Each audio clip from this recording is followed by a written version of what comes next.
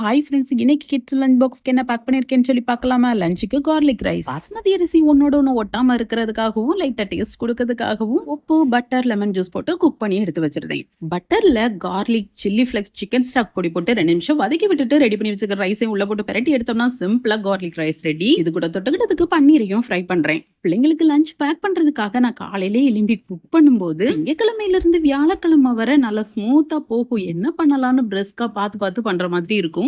ஆனா அதுக்கு அப்படியே ஆப்போசிட்டா ஃப்ரைடே பயங்கர சோம்பலா இருக்கும். என்ன பண்ணி ஒப்பேத்தலான்னு பாப்பேன். அதுலயும் சனிக்கிழமை ஸ்கூல்னா ரொம்ப கடுப்பா தெரியும். நான் மட்டும் தான் அப்படி ஃபீல் பண்றேன்னு நினைச்சேன். நேத்து என் ஃப்ரெண்டை மீட் பண்ணேன். அவங்களும் இதே ஸ்டோரியை சொல்றாங்க. அப்பதான் தோணுச்சு, நான் வீக்கா இல்ல, நார்மலா தான் இருக்கேன். 10 மணி ஸ்நாக்ஸ்க்கு ட்ரை ஃப்ரூட்ஸையும் நட்ஸிங் பாக்ஸ்ல பேக் பண்ணிருக்கேன். பிரேக்ஃபாஸ்ட்டுக்கு 50-16 இட்லி அரிசியில உளுந்தங்கஞ்சி வச்சிருக்கேன். தொட்டுக்கிட்ட தேங்காய் துவையில இருக்கு. ஓகே ஃப்ரெண்ட்ஸ், லஞ்ச் காம்போ பிடிச்சிருந்துச்சுன்னா லைக் கொடுத்துக்கோங்க. நாளைக்கு என்ன வேணும்னு சொல்லி நாளைக்கு பார்க்கலாம். பாய்.